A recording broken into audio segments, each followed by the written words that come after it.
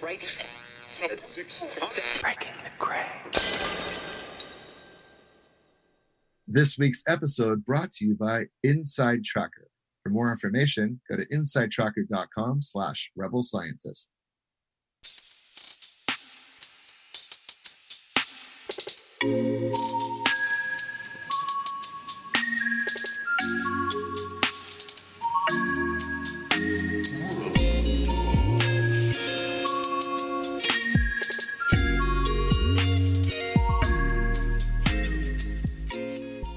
Sarah Turner, Rebel Scientist. It's been way too long since we've spoken. How are you? Looks like you've traveled. It looks like you've traveled a bit in the last couple of days.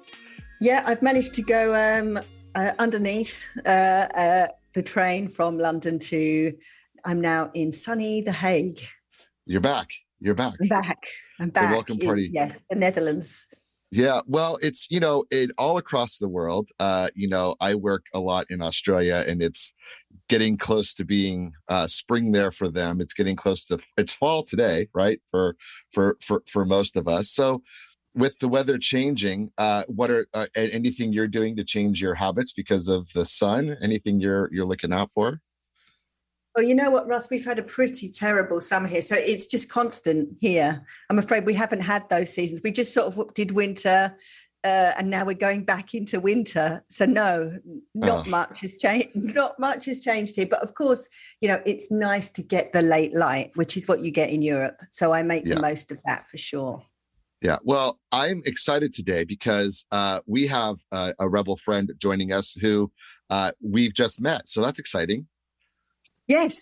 Yes, a new friend for both of us. That makes a change. It's usually one of us that has a friend. So I'm super excited too, because this is someone that I've been following on the biohacking side of things. So we have Wade. So glad you could join us, Wade. Always a pleasure to meet with other people on the front lines of creating healthy humans to 100 and beyond. Yeah, I think probably our paths have crossed during sometimes in the biohacking events, because I think you've been to, or at least spoken remotely at the Helsinki event. Did you speak there? Yes, indeed. Yeah, I was there. That was probably the last big event before the pandemic, I think. Yeah. It was a lovely group of people up there, and, people very concerned about health and using a combination. What's really unique about this environment, I think, and it's lost in the terminology for a lot of people, but it's the combination of kind of natural based health practices, some which have been, pursued for thousands of years or hundreds of years or culturally, with cutting edge science, which is either amplifying or demonstrating definable scientific validatable proof that there are methodologies that you can use, which may have a historical base or maybe new technology developed from these ideas, to improve the quality of your health, to overcome debilitating health challenges, and ultimately to feel your best. And I think that's really what biohacking is. I think a lot of people lose in the terminology, and they go, oh, it sounds like a bunch of geeks shining lasers into their head. And that's part of it. Don't get me wrong. Oh, yes. But too much on the geeks with lasers, right? But yes. Yeah. With our company, we called it BiOptimizers because what we felt that it was more about optimizing the definitive factors that lead to a healthier or a longer living life. Not just how long you live, but how healthy you live during the days that you get. And there are a set of fundamental scientific cellular principles that can be ascertained through critical thinking and historical perspectives, and then monitoring through science. And when you do this, you now take and become your own scientist. You become your own critical thinker. You become your own experiment. And then you get into this thing, and the next thing you know, you're wearing lasers on your head. But that's how it goes. I think that's brilliant. A brilliant description. Yeah. Wade, you've uniquely described, simply described Sarah's entire career about putting lasers on her head, which, by the way, is the only reason I'm here, is because Sarah's a leader in red light. my basic question, and I like to kick off with it is, we talk to a lot of biohackers, and I like to ask two basic questions because I'm coming at this from the layperson's perspective of, what is your biohacking superpower? What do you think is the thing that you want everyone to know? And then the question after that is why, and why did you get into that? Great questions, both of them. I don't know if I've ever been asked that. What is my biohacking superpower? I think it is the ability to synthesize in a logical step-by-step manner what I would call cascading principles that need to be leveraged. So my background, I'm a tar paper shack Canadian born guy from the woods. And inside of that environment, very rural, you need to have logical, simple, applicable, real world things. If the wood box is not filled up, you freeze to death. If you let the heat go out, the pipes freeze. If you do not prepare food for the winter or shovel the driveway, you get snowed. Like, there are very, very practical functions which I think are lost. Frankly, a lot of people in a technologically advanced world, they don't have real world functional principles. And without that basis, they're handicapped because you start focusing on minutia instead of the big movers. And the big movers are universal for everyone. And I think a lot of people try to go with the latest and greatest and most far out thing, but they're not following first principles. So what I did, my superpower was because I've been in this industry since I was 15 years old. And being a former bodybuilders are the original biohackers because we're overcoming the genetic and evolutionary propensities in humans. And we're overcoming that through technology, training, dietary practices, and a variety of different things. Like, we're really hacking the system to offset limiters in the system. And so that mindset with my practical experience said, okay, as I go through this, I put things through a filter, and in that filter, they go into these boxes in order of magnitude importance. And then when you get the individual, you can kind of run that parameter through them and say, you know what, there's these many things that you can do, but this is the piece that's missing in your game. So let's focus on that and get the biggest amount of results for the energy, resources, and time expended. Cool.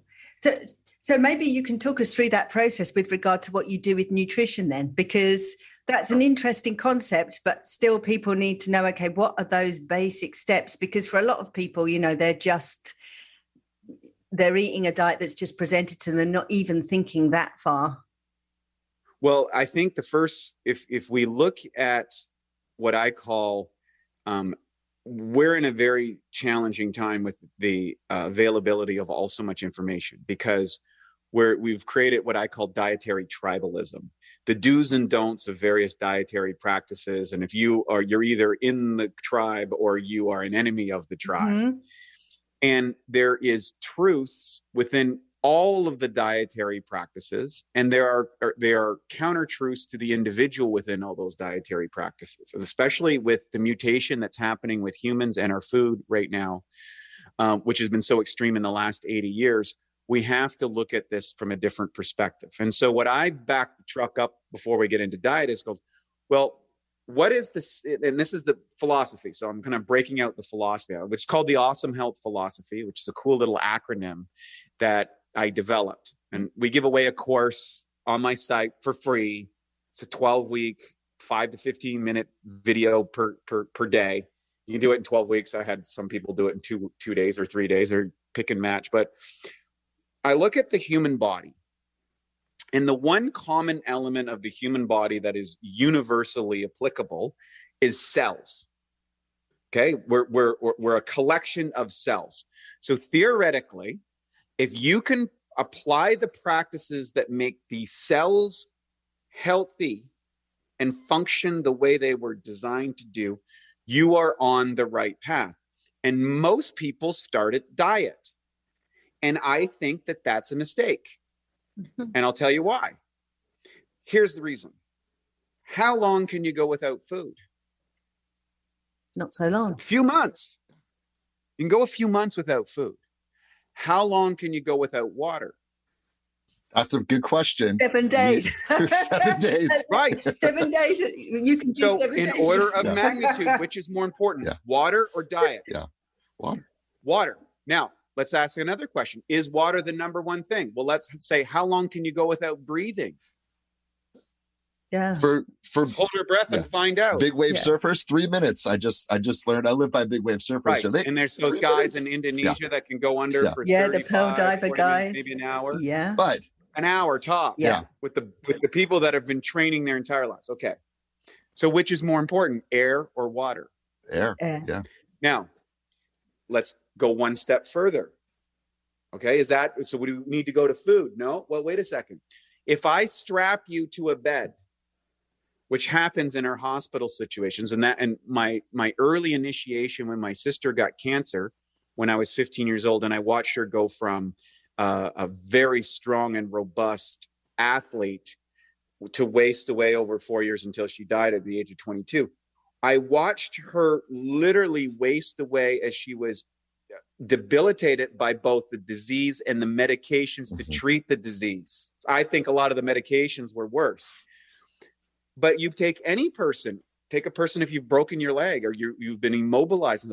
What happens to every single function inside the body? Yeah. It goes down. Yeah.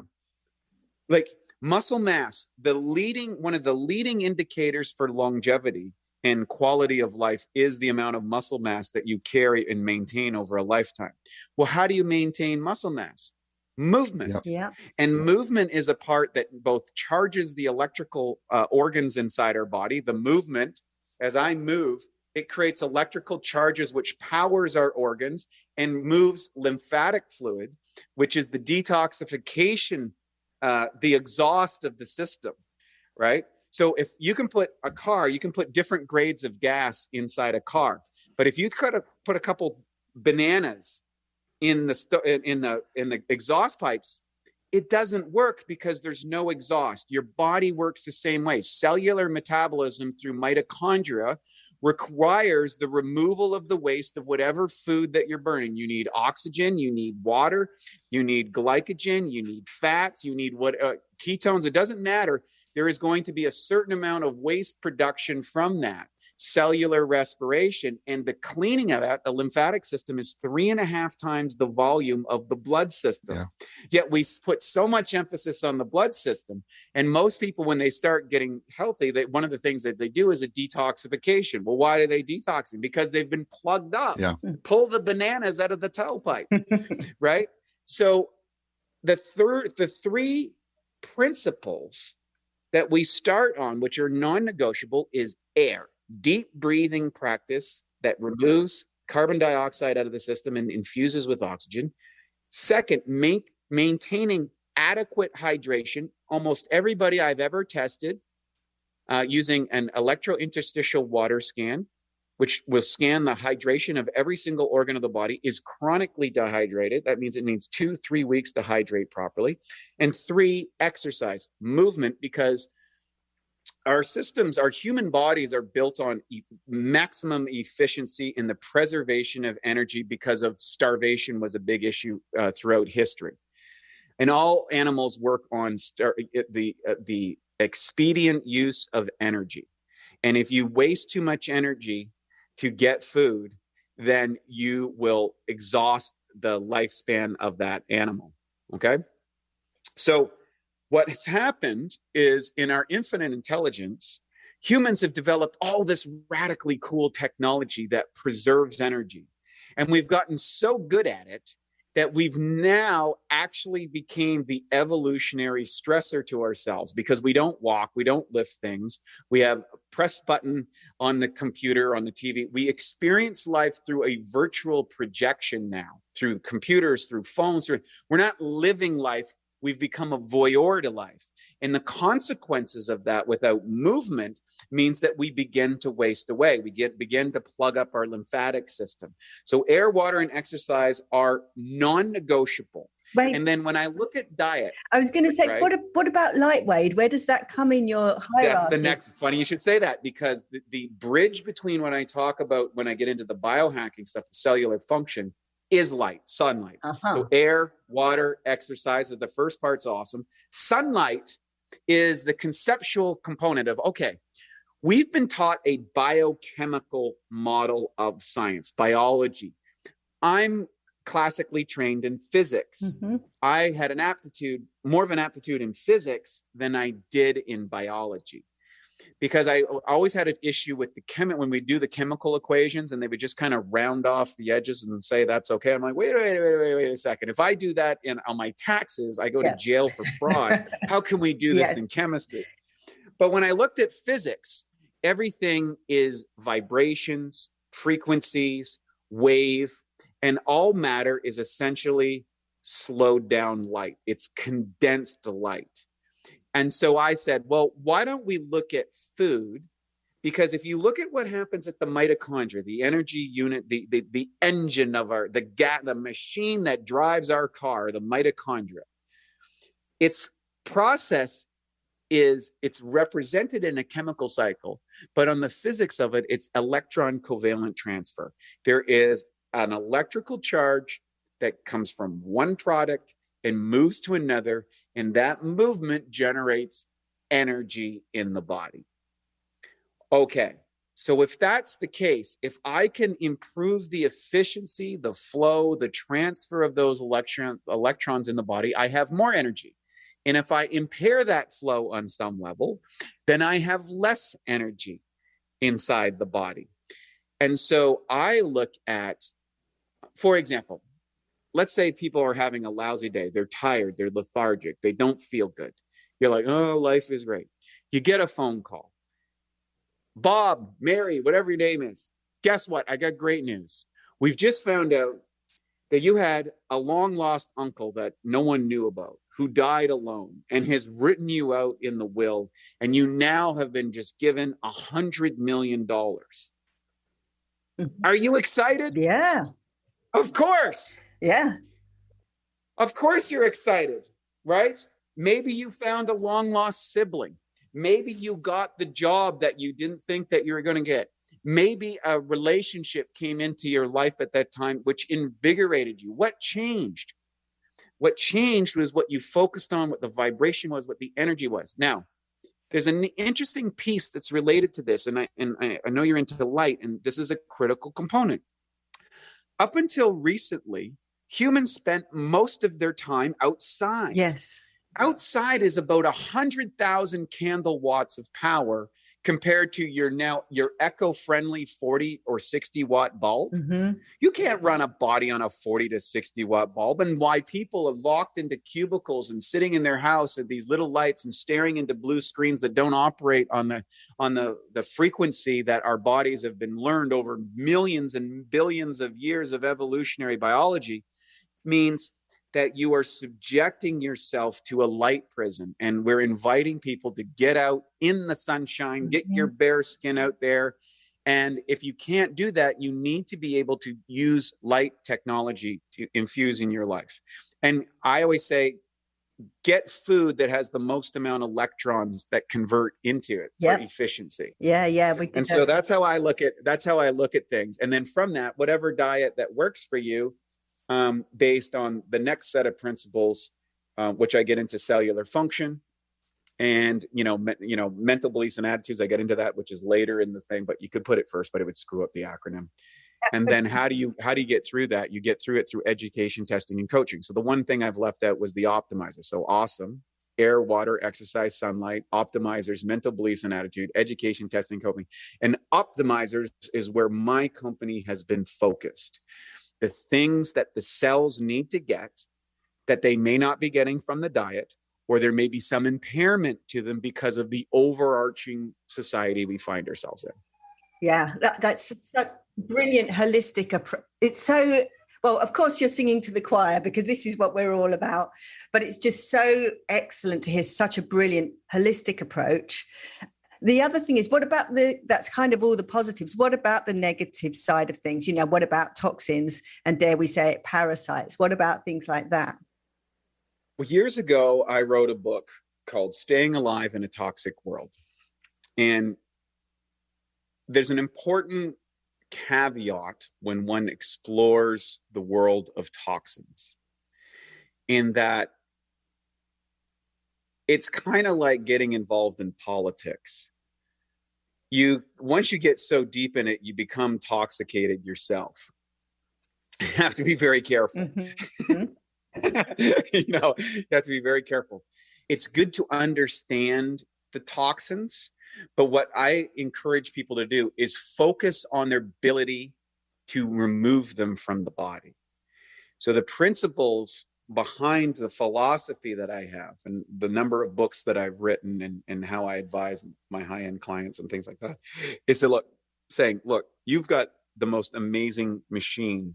You've got, of the 14 billion years or whatever the universe is open, and 3.5 or 4 billion years, everybody, they're kind of changing it all the time, right? Mm-hmm. Give or take a 500 million here on Earth. Yeah, who's counting? You are the evolutionary development of that. You've got 3.5 billion years of evolution on this planet alone that's led to you. That means you have incredible resources at your will to overcome every single thing that's going on. What you need to do is focus on improving your ability to rid the body of toxins. And if there are toxins, by identifying toxins in your body, whether it's parasites, whether it's heavy metals, whatever, okay, great. Identify what they are, because usually what that indicates is there's an area inside your body, for whatever reason, that is getting overwhelmed. And if you improve that ability to remove that toxin, it will quickly fall away. Mm-hmm. Okay. So what's your kind of program for removing toxins or making the body so that it's able to do that? Great. Number 1, deep breathing practice. Okay. Number 2, adequate and consistent hydration every single day, at least a gallon of water a day. 3, exercise and movement, particularly, I think rebounding is one of the best ways for toxic removal because of its how well it works on the lymphatic system, and it's easy for anyone to do. You can do it in a home, you can do it in an enclosed place, you can be old, you could be young, doesn't matter. I think that's a great way for detoxification. Sunlight exposure. The more you put light in, the more energy you have, and know that you get it, you convert light. They've proven this now, that you convert light into usable ATP energy units. And by doing so, you increase the elan vital, the vital power, the chi, the prana, whatever you want to call it, the life force within you, which allows you to initiate and activate the detoxification metabolic pathways in your body. From there, you want to look at, cellular function. And in order to have proper cellular function, you need proper digestion. So a cell needs a number of things in order to work. The only 2 things that do work in the body are enzymes and probiotics. There's actually more bacteria in our body by a factor of at least 10. There's 10 times the bacteria in the body than we have cells, something of that magnitude. So we're mostly bacteria. Yeah. If you get down. So I can feel that. I can feel that inside my body. We live in a symbiotic relationship. Yeah, it's a collective between these bacteria, and there are good bacteria, there are bad bacteria, 10% good, 10% bad, and 80% opportunist. The ratio that you have within your body is going to determine what dietary practice is right for you with your genetics and epigenetic responses. And then the second thing is your enzymatic potential is going to determine how much energy you're using to break down and deliver the nutrients to your body. So I look at the cellular function. You got enzymes and probiotics as number 1 as the workers that convert whatever you eat or whatever you do, or the metabolic process in your body, right? Produce the polypeptide chains for your brain, everything. Then we get into, you need enzymes to get your proteins, proteins to get your minerals, minerals to get your vitamins. So you need amino acids, essential amino acids. You need essential vitamins and minerals, right? And I would say trace minerals and vitamins go along that. There's a reason they're in your body, and most people don't address it. And then you go, so essential minerals, essential vitamins, and then you can get into herbs. And to address parasites, for example, herbs do a couple of different things. They change the landscape within your body by directing life force into different channels, or they make conditions within your body more habitable for some organisms and less habitable for undesirable organisms. And so, for example, parasitical worms and stuff, with the right balance of worms or parasites, and you can read a book called Parasite Rex, the most terrifying book I've ever read in health. Parasites are just amazing creatures. But if you have parasites, the number one thing of a parasitical relationship is that they suck the energy out of the value creator. And so if you have parasites inside the body, they can suck the life force out of your system so you can't heal these other areas. And so what you want to do is you would select certain herbal concoctions that will eliminate that particular parasite. If you have undigested food in the body, undigested proteins in particular, puts strains on your immune system. It builds lethargy and catarrh and all these type of things. And so removing the crap out of your system, one of the best ways to do that is through precision herbal concoctions used judiciously. Mm-hmm. So those herbs I find are very good on cleansing programs. And so fasting, partial fasting, alternate day fasting, herbal cleansers and stuff, I believe they're becoming so popular nowadays because people are so full of crap. Literally. Yeah. I was gonna in so many ways. More ways than one, yeah. It's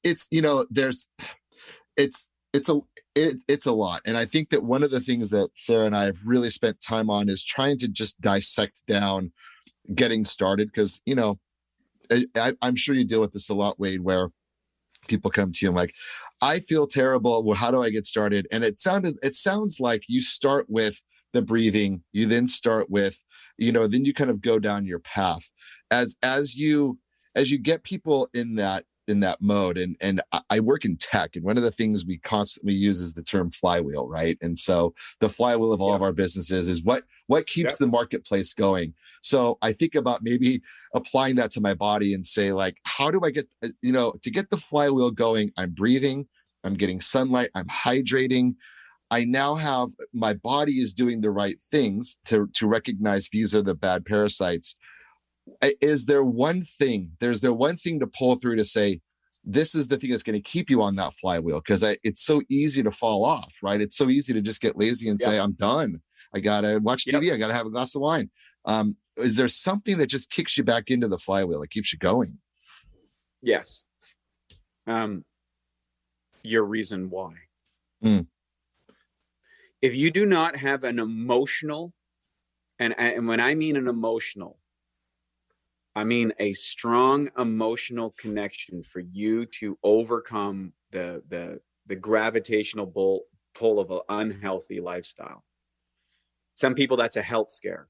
Some people, it's wanting to see their grandkids. Some people, it's trying to be an example for their kids. Some people, it's more vain. They saw themselves in a picture. They have an event coming up. Whatever. It doesn't matter. If there's emotion is the energy that separates humans from everything else. Why do we have emotions? And in tech, and this is and I fight with this in my company every day because we have all these young wizards of tech and our company is very tech oriented. But technology itself has no emotion. Right. It is rational. It is logical. It is sequential. It is definable. It is scalable. It is quantifiable. That is one half of the human organism. The qualitative aspects of existence are directly related to emotion. And you will not have enough horsepower quantitatively if you do not have an emotion. Now, what most tech people don't realize is that they've generated all their emotion into the aha discoveries that they find within the quantitative experience of tech. But they've gone too disbalanced in that route. And what happens, they lose the qualitative aspects of what makes us human. Why when you're at the grocery store, as tech wizardry as you want to be, I'm talking Steve Jobs, Tim Cook, Jeff Bezos, whatever, the tech titans of the world.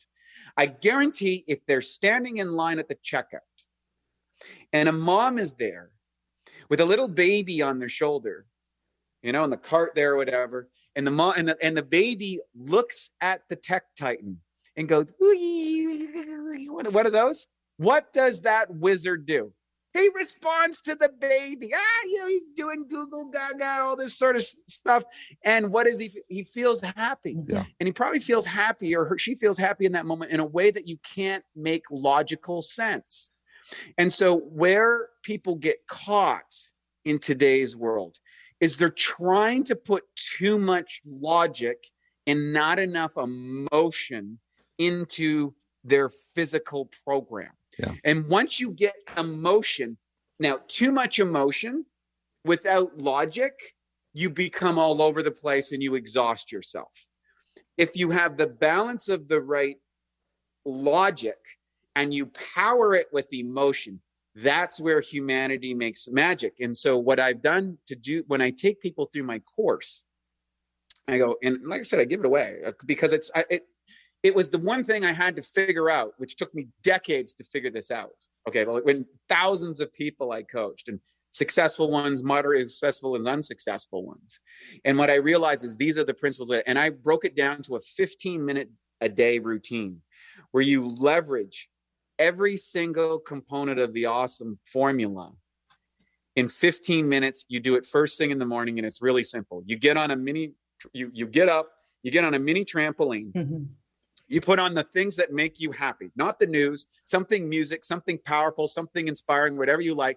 You get on a trampoline, you jump up and down like this, pumping your arms,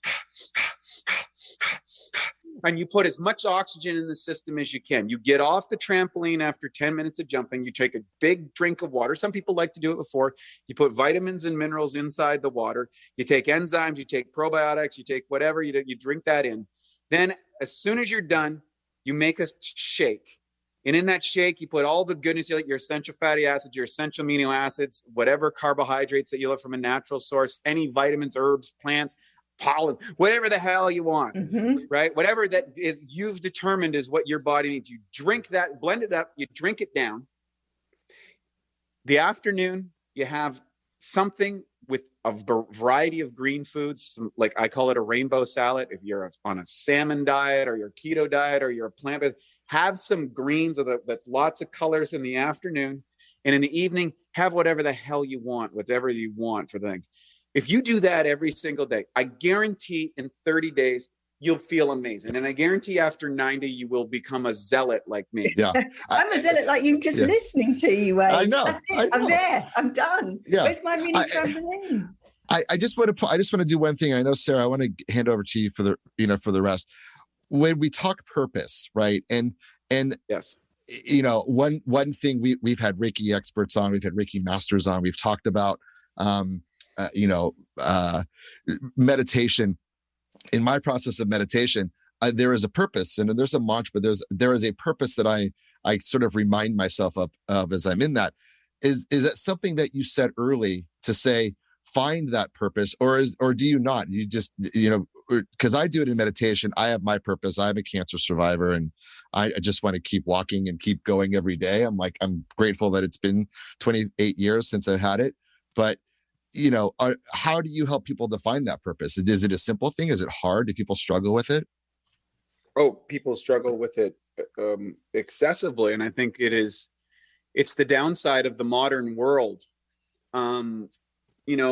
humans are a social species by nature, and they build relationships and connections, and those relationships and connections develop meaning. And one of the great books of the 20th century, I think, is Viktor Frankl's Man's Search for Meaning. That's what came to mind when you were talking. I was thinking about that earlier, Ray. That's right. Exactly All what time. came to mind. If you know the story, I mean, obviously he was subjected to the most abject conditions, you know, as a prison camp person in World War II, and it's horrific.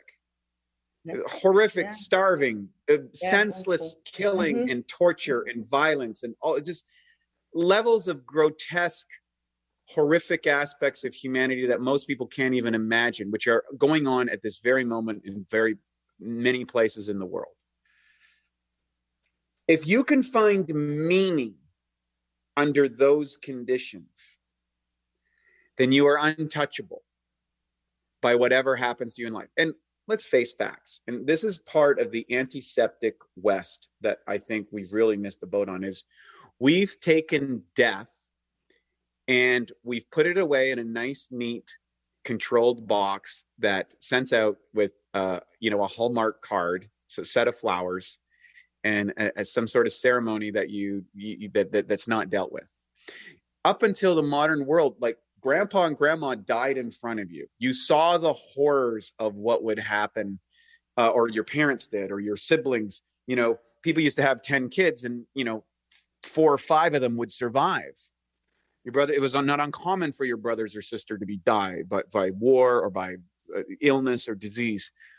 We've moved away from that in the modern world because we've developed such great technology around it. But inside a group living the great technology, we've lost the urgency of life and understand that, hey, we're all going to die.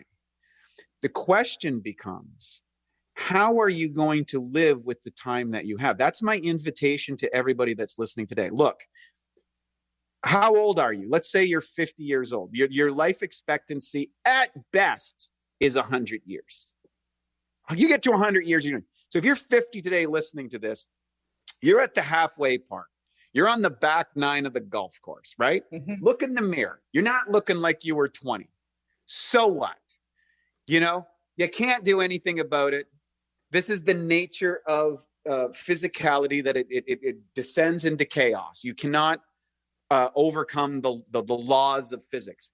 But what you can do is you can find meaning within those next 50 years, whether it's looking after your kids, it's inviting in your community, it's building a world-changing business, it's figuring out a new chemical reaction inside a bacteria culture, it's developing a new program. If you have meaning and you have a social group that you connect with that is related to your meaning, this is the number one factor for living long. It's the number one factor for living happily, more than money. And we've been chasing money. We've been chasing safety and security in all these things and all these regulations. And it's pervasive in this current conditions that we live in. And the reality is, human existence is not safe.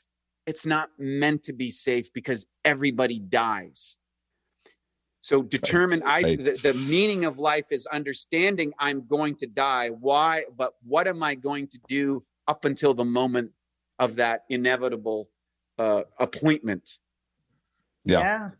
It's enlightening, and it's very true. And I want to give Sarah some time to to talk through some of the other amazing things that you have to provide. But I find that continually reminding yourself that even in the doldrums of staying at home and being stuck at home during this pandemic, that there is purpose beyond that, right? And I mean, I'm sure things have changed, but during this pandemic and this on again, off again, staying at home and mandates and all these different countries going through it, what do you remind people of? I mean, I'm sure people fall off track during the pandemic. It's really simple. Don't play by someone else's rules. Hug your kids, love your family, walk out in public, wave to your neighbors. Yeah. The only control is that what we accept. Yeah. Right. So, Right. you know what? Yeah. It's fine. Okay. Someone wants me to put a mask on when I go to the grocery store. I put it on. I know it doesn't work. I tell them, hey, I understand you got to keep your business open, but we all know this doesn't work. Yeah. You got it? When they freak out. Well, fine, freak out.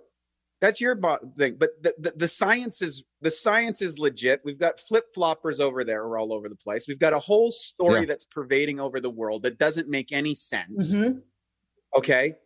And so what's it about? It's about technological tyrants who've lost the connection with humanity, who want to control everything, including you. And it's really simple. You go, hey, mate, I ain't participating. I'm done. Yeah. You know what? Kill me. As Gandhi, who's one of my people, I'm a big proponent of Martin Luther King and Mahatma Gandhi. And hey, look, I'm not going to be violent with you. I'm not going to, do whatever. I'm just not going to participate in your program. And there's famous speech. Ben Kingsley did a great job in the movie Gandhi. He says, okay, you're telling me that my home is not mine. My wife is not mine. My kids are not mine. The state owns all these people. And he said it in a little bit harsher terms. And I'll keep this PG rated. He goes, so fine. Tell you what, you can beat me. You can lock me in jail. You can kill me. You will have my dead body. You won't have my compliance. And what we need for people to do is to stand up and live their life. Hey, if you want to stay home and be sick, stay home and be sick. Yeah, it's personal responsibility is what you're talking about, right? And that's what we've been speaking. It's sovereignty. It's personal responsibility. Correct. It's doing what you think is right. I was looking after my nephews during the summer, and there was a few things that we're not supposed to do. And I said, just passive disobedience. I know it's just about, okay, I'm prepared to do my own risk assessment, and I'm prepared to actually stand up and say, okay, this is what I think is right, and this is what I'm going to do. And I'm not, as long as you're not hurting anyone else, then that's exactly the case. You need, and I think that's what's happening in health, and that's what we're trying to promote, is people do need to take their own responsibility for their health. And that is in itself a meaning. Yeah. Well, and let's go deeper on that, because there's wide scope accounting. Okay. So you have a guy that is determining the choices for humanity, hasn't treated a person in over 30 years, who has economic ties to pharmaceutical corporations, who have no liability for whatever they do to people with an experimental drug that's going out across the population. Folks, maybe it works, maybe it doesn't. But if you're designing any control group in a scientific experiment, you have those who don't participate. That's called the control. Mm-hmm. So when people say, hey, what are you doing? What's going on? Hey, I'm part of the control part of the experiment. What's that mean? Well, I'm not participating. I'm willing to accept the death if that's what's going to happen to me. I'm willing to accept the imposed limitations, because I believe, based on the evidence that we've seen over the last 18 or 20 months, is that the people who are putting forth these dictates can't follow them, number one. The science is conflicted, and they're shutting down anybody that opposes us. Those are the definitions of tyranny.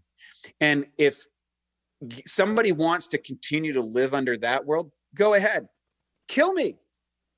Yeah. So what? Yeah, you make your own choice. I'm energy. Mm-hmm. I'm energy. Yeah. You can't kill me. You can take this vessel I possess, but you can't break me. You can't kill me. And you know who's going to change this thing? You know who is the driving factor behind this thing? The mothers. Mark my words. When the moms rise up and say enough is enough, the world will change. Mm-hmm. And so I'm encouraging all the mothers out there who love their kids and put so much time and effort into their children and stuff to understand, what kind of world do you want your kids to grow up in, and to stand up and show an example for them of what it is to be a free human being, a human being. Yeah. Because the definition of slavery is following dictates which you do not want to do. Yeah. Yes, like we say, you have to do what you think is right, for you. Yeah. That's for sure. And if somebody else wants to do their thing, go ahead. Yes, that's right. You want to vaccinate? Fine. You want to live in a house and not go outside, not talk to anybody and wear 14 masks? Have at it. I don't have a problem with that. But when you start condemning me and start projecting your fear and your directives and classifying me as a second-rate system, no, we've got enough experiments in humanity of where that goes. It goes to people being hauled off in camps and being cooked up and experimented on, and in the situation at Viktor Frankl. They tried this 80 years ago. Look what happened. Millions of people died. It was horrible. Yeah. Let's be honest. And people need to check history. Yeah. I was aiming at talking about the, the emotional impact of being stuck in your house, but I mean, I think in the way you described it, yes, I think it's you are stuck in your home, and you are stuck watching and reading and digesting too much of what others are saying, right? And I think that part of it is incredibly destructive, because you're not able to make your own choices because you're bombarded by it, and you're online, you're on Facebook, you're watching the news. And to go outside, and I mean, we've talked about this a lot because we've been doing this podcast during the pandemic in multiple countries, and what we're missing more than anything else is human connection. And the human disconnection is kind of what you're describing, Wade, is that what happens is it becomes an us versus them on both sides, versus how do we as humans reconnect, in a healthy way? And I do find, as I went out for a little bit and was forced back home again, that reconnecting was very odd. It was very strange. I lost my ability to connect with people. Right. But there is an importance to that, right? I mean, you mentioned finding the right community where you share your purpose, but how do you connect with people in a physical way again? and how important is it? Because I feel like it's lost. I feel like it's actually just squandered away now, and we feel like we can digitally connect when we need to physically connect. I think it's pent up like a well-deserved orgasm. And so what you got to do is you got to take the lead. You got to invite people over to your house. You need to go out to events, and you say, hey, by the way, I'm a free human. Do you love hugs? Yeah. And you give people a hug. You give them a connection. You give them a hug, not a little elbow bump like they do at the political things. It's like, oh, I'm all cool. No, I'm talking about, hey, let's hug. Let's feel physical contact and how good that feels. Because guess what we've got, folks? We've got 4.5 billion years of evolution on our side. And there is no amount of physical, emotional, psychic connection that you can feel in contact with people. I'll give you an example. I'll give you a crazy example. So in the middle of the most harshest part of the lockdowns here in California, which was just absolutely banana tangs, I drove over to a training site in Nevada. And at this training site, it was tactical weapons training, where you're taught about the legal ramifications of using a weapon, which is great. The responsible aspects is set out by the Constitution of what the Second Amendment is, the legal consequences, the criminal consequences if you are to discharge a weapon, all of that stuff. And also the tactical aspects of how to leverage a technology. Now, people can say that's good or bad or whatever. I just choose to be someone who believes that, hey, better be prepared for everything. Why not learn to do things properly, legally, and under the law, and with real people that know what they're doing to teach me what to do? I go out to this event in the middle of the desert. It's like this huge training compound. And this was my first experience of a year of like, there was hundreds of people coming from training for around the world. I'm talking grandmas. I was next to working with a 78-year-old grandmother who was worried about her grandson, which she's taking care of because her daughter isn't able to. She's taking care of her grandson, and she's packing a 9mm. And people are walking around with open guns and stuff like in this whole thing. And the energy I felt in that moment was incredible. Like just being around all these people, and these are people walking around with guns. I've never been around 200, 300, 400 people walking around with guns. And everybody is smiling. They're giving hugs. They're happy. We're learning responsible discharge of weapons under a very secure condition. And it was like, the media has put out these people as evil and I'm not saying there isn't people that aren't crazy and stuff like that sort of thing, but for the general, but these were just people concerned about their safety and protection of their loved ones. And here they are all walking around with guns and everybody's getting around just fine. And so all of the hoopla, all the craziness, all the projections onto this was absolutely false. And yet what was amazing was that physical connection, and it's an invigorating thing. And, I have people over to my house here all the time in Los Angeles, and I have people now that are coming to me who have been abandoned by their friends group or their professional group. They're at wit's end. I had a wonderful lady come over the other night because she was looking for friends because she's been excommunicated from her group because she decided not to get the jab. Yeah, that's the sad side of things, where you have this separation of people. That's the whole point, the connection piece. People are losing that, and it's becoming almost like a tribal thing, where people are separating into groups. But I think that's fear-based. I think it's because people have that reaction as a fear thing. We are basically, like you said, we've evolved not that long ago from tribes of basically apes. So I think, that's where that tribal piece comes in. And I think it's a lot of people's fear reaction is to separate. But that's the very sad side. We're coming to the end, right? And I'm wondering what you're going to give us for our 7-day challenge now. I know. I hope it. I don't have a weapon to take in the desert. So that is out of the question right now. But maybe not in a few months. I might have to go get clear to go get my weapon. But Wade, let us know what you think. I think people should take the next 7 days and reach out to one person each day. Okay. By phone or in person. Tell them why they care about them, why they love them, and how they mean what they mean to them, and why you're so happy that you're friends or you're a family member or whatever. And forget all the politics, forget all the health stuff, forget that. Connect with people from an emotional place.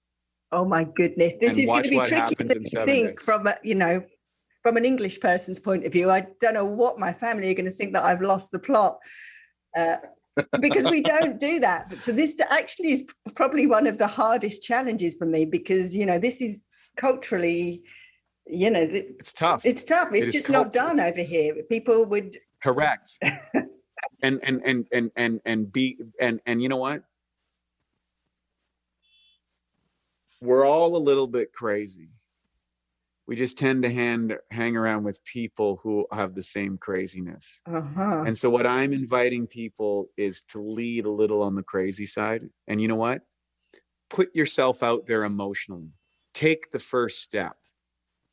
Go out there and be vulnerable. Say, hey, you know what, Mary, it's been a year. I really, and this lockdown stuff really sucks, and we're all locked in the houses. I just wanted to reach out and tell you how much I miss you, how much I care about you, how much I love you. I can't wait till we can get together as soon as you're comfortable, if, whatever that thing is. But I just want to know that we're all on this, we're all suffering on this insanity together. I love you. And I just want to tell you what's meaningful, and do specific compliments about the impact that they've made in your life for whatever reason that is, and honor and acknowledge people for that. Okay. That is so powerful. Yeah. That is so powerful. And be specific and be honest and sincere. And in 7 days, you'll get a new sense of connection and a new sense of courage, because underneath all of this, we're still humans. Brilliant. Okay, well, all my friends and family listen to this podcast, so that's it. I can't not do this one, can I? Because they should. Oh, maybe they're going to reach out to you. Oh, that would be nice. You guys are doing great work in the world. You're out there on the front lines and advocating for a healthier humanity through common sense practices, technology that has been developed. And I think that is extremely noble, especially under the circumstances that we live in. Well, thank you too, Wade. And we really appreciate everything you've said. Super cool. I love the holistic approach. And yes, I will definitely I'll report back on the challenge and tell you how I got on. But thank you so much for taking the time today. I really, really enjoyed talking to you. Yeah, it's been a pleasure, guys. Okay, take care. Wait, before we hang up, we Sarah and I do a blog. We'll put the blog up with all the links to all of your stuff. Do you want to quickly let people know where to go to find all your awesome stuff? Yeah, just go to BiOptimizers.com. They can, there's probably a coupon code. They'll get a discount they use here. But more importantly, download the Awesome Health course. Okay. It's right on it. We got an app. You can get it on the app. It's 5 to 15 minute videos, 12 weeks. You can mix and match, pick the things that you want. And that'll lay out specifically what you can do to follow the philosophy that I've cultivated and developed over 30 plus years in the industry. And I give it away because I know that it makes a difference. And it's very powerful and very effective, and anyone can follow it. Perfect. Beautiful. Perfect. You're a beautiful human, Wade. Thank you. Thanks so much. Take care. Bye. I'm telling you, Sarah, that was, sometimes we have episodes and our Rebel friends speak from the heart. We've had tears on the show too. We've had many guests cry. We have. But never have I heard someone just go and just share how they felt about everything that's going on in this world right now. And, look, we all have our opinions. I'm not going to judge what people's opinions are. I don't agree with everything, and you don't agree either. But Wade had a lot to say, and to break it down back to Rebel Scientists and break it down back to biohacking, what he's doing and with health and with diet and is really incredible and helpful. And his exercise was call a friend, talk to a friend, listen to them. I did that. He was totally bombastic, but I actually really liked Wade. And we're here to be neutral and to let people say their piece, which we are totally anti-censorship. So that was super cool to have him on and just let him say his thing. I did call my family, and as I said on the show, this is not a very English thing to do. And I know. And I think people were just a little bit bemused, to be honest, Russ. But it felt good to do it. I called my friends in California. They're a little bit more open, very appreciative, and great. We don't do this enough. We don't show our appreciation to cool people. Tell me one new thing you learned that you didn't know because you called your friends and your family. What's something that you learned? Well, not to get too deeply into it, but I learned that if you open up to other people, they open up to you. Because, I did call my family, and particularly my dad, and rang up and said a few of these things. And then he started telling me some stuff about himself that I don't think he would have done otherwise. So I think that's something kind of, you really have to kind of show that little bit of vulnerability to get it back. And it's not easy, actually. And it's definitely not easy if you're not used to doing it.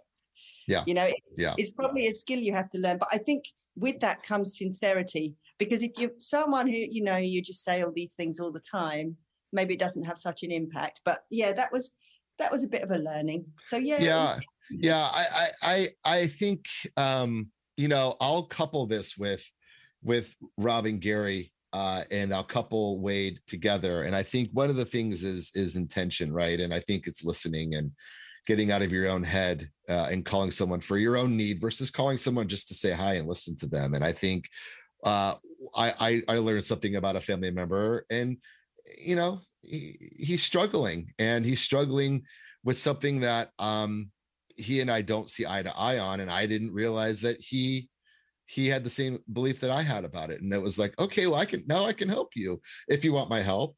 And it was interesting. It was an interesting way to approach it. I mean, it is hard sometimes because you're calling because you're like, I need something from you.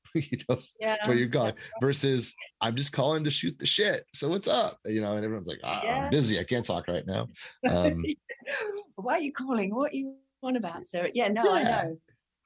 It's just a little bit out of your comfort zone, and you have to make the time for it. So I agree. This is a challenge everybody can do. We thank Wade. We thank him wholeheartedly for Wade being lighthearted with us. Yes, he was fabulous. Thank you, Sarah. Okay, take care, Russ.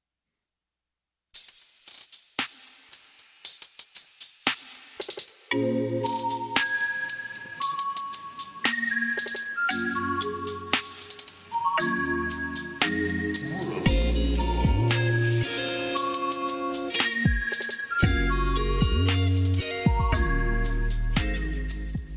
Rebel Scientist Podcast is a Breaking the Gray production, created by Russ Eisenman and Paul Wood, hosted by Sarah Turner, music and sound editing by Logan Shea. For more information and other fantastic podcasts, visit breakingthegray.com. That's gray with an E, breakingthegray.com.